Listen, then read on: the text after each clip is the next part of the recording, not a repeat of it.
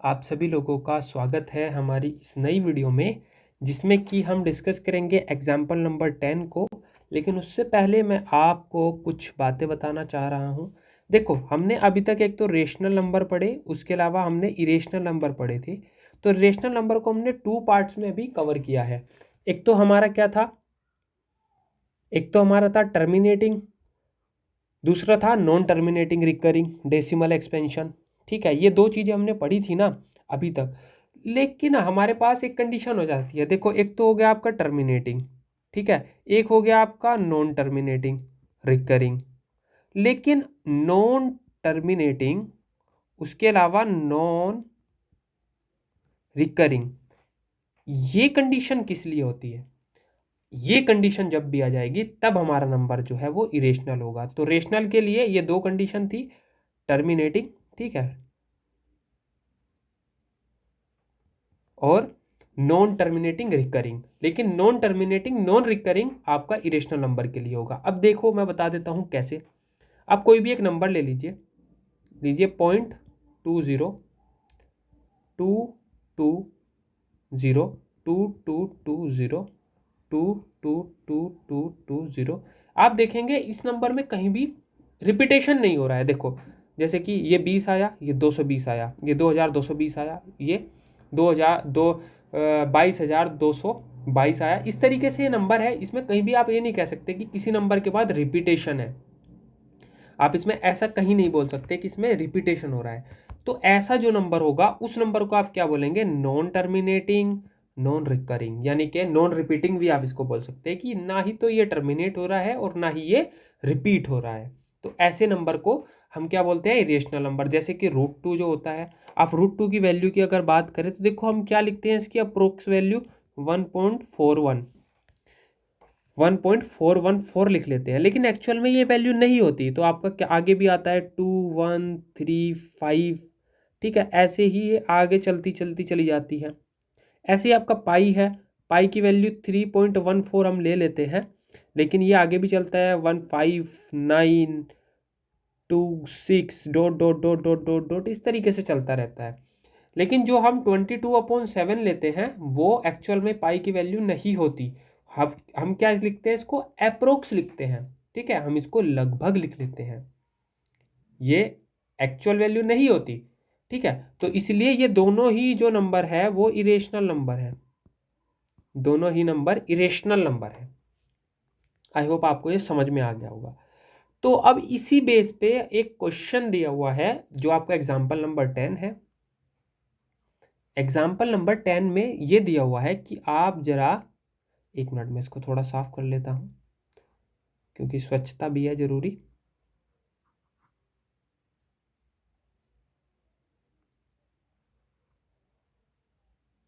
देखो, इसमें क्या बोला है? फाइंड इरेशनल नंबर, ना कि rational number, irrational number between 1.7 and 1/7 and 2/7। तो सबसे पहले हम 1/7 की वैल्यू निकालते हैं।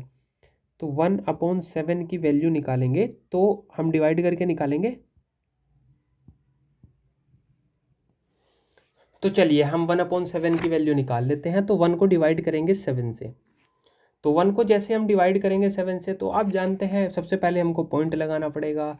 पॉइंट लगाते ही यहाँ पे 0 आ जाएगा। तो 1 टाइम जो है हम इसको कट करेंगे तो ये 7 आ गया। तो यहाँ पे बचा 3, फिर जो है पॉइंट लगेगा, ये 4 आ जाएगा, ठीक है। तो 28, फिर इसके बाद में 2 आया, है ना जी।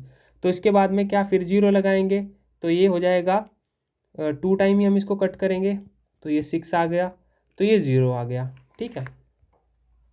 फिर इसके बाद जो है हम इसको आगे जो है कट कर लेंगे। इसी तरीके से हम आगे कट करते जाएंगे तो ये कितने टाइम कट होगा? इससे आगे 8 टाइम कट हो जाएगा, ठीक है। तो ये 56 आ गया, फिर 4 आया, तो 4 अब कितने टाइम कट होगा ये? तो हम देखेंगे 5, ठीक है जी।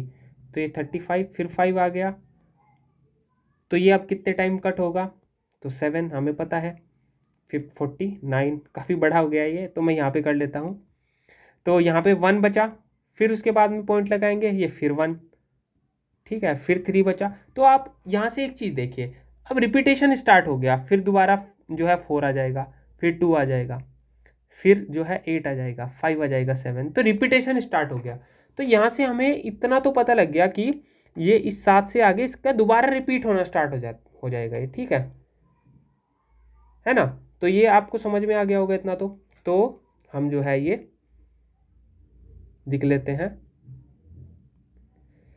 तो ये इसकी वैल्यू क्या आ गई,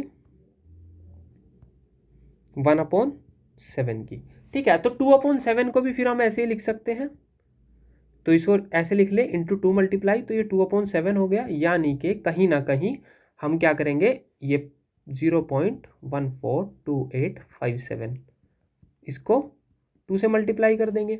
तो ये क्या सेम वैल्यू आ गई, 2 से मल्टीप्लाई करके जो वैल्यू आएगी वही क्या हो जाएगा आपका। आप कर लीजिए 2 से मल्टीप्लाई, तो देखो 2 से मल्टीप्लाई करने पे क्या आएगा, 0.284,714। तो ये आपकी 2 से मल्टीप्लाई करेंगे तो ये रिपीटेशन आ जाएगा, ठीक है। मैंने तो ये सीधा लिख लिया, आप मल्टीप्लाई कर लीजिएगा।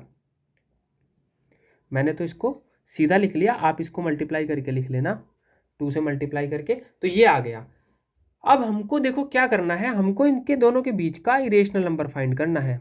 हमको इन दोनों नंबर के बीच का इरेशनल नंबर फाइंड करना है, ठीक है।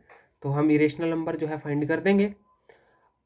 कैसे फाइंड करेंगे रेशनल नंबर, अब मैंने आपको बताया, देखो इन दोनों के बीच में कोई भी एक ऐसा नंबर उठा लीजिए जो नॉन टर्मिनेटिंग हो,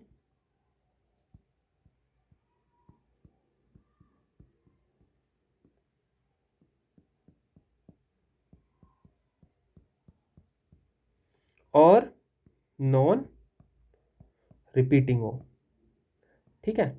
नॉन टर्मिनेटिंग और नॉन रिपीटिंग। तो ऐसा नंबर क्या है हम देख लेते हैं। आप कोई भी एक नंबर उठाइए इन दोनों के बीच में, मान लीजिए, देखो पॉइंट तो लगेगा ही लगेगा 1, और हमने उठा लिया 6, तो ये चल जाएगा, इसके इन दोनों के बीच में आता है ये नंबर।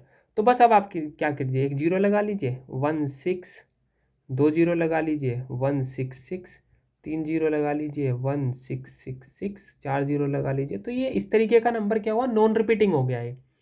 ना तो ये डिवाइड ही पूरा होगा और ना ही ये रिपीट ही पूरा, ना इसका रिपीटेशन होगा। तो इस तरीके के नंबर को हम क्या बोलेंगे, इरेशनल नंबर। तो ऐसे आप लिख लेते हैं। अब इसके बीच में आप 1 लिखिए, 2 लिखिए, 10,000 नंबर लिख लीजिए, 20,000 नंबर लिख लीजिए, 1,00,000 नंबर लिख लीजिए, आप बहुत सारे नंबर लिख सकते हैं, ठीक है। तो इस तरीके से हम जो है इरेशनल नंबर फाइंड कर सकते हैं। अब आगे हम एक्सरसाइज के क्वेश्चन करेंगे, फिर उसके बाद में आपका जो टोटल एक्सरसाइज हैं, आई होप आपके इस चैप्टर में 1.6 तक है शायद। तो जल्दी ही हम कोशिश करेंगे इस चैप्टर को ख़त्म करने की। तो इसमें आपके जो एक्सरसाइज हैं वो 1.5 तक हैं। तो 1.5 तक जितने क्वेश्चन होंगे हम जल्दी से जल्दी इनको ख़त्म करने की कोशिश करेंगे। तो थैंक यू, और बने रहिए आप और पढ़ते रहिए अच्छे तरीके से। और मैं आपको बता देता हूँ, देखो टेलीग्राम पे हमने एक ग्रुप बनाया है जिसमें आप कोई भी क्वेश्चन आप वहाँ पे डालेंगे, आपको विदिन 24 आवर्स उसका क्वेश्चन का आंसर आपको मिल जाएगा, सोल्यूशन आपको मिल जाएगा।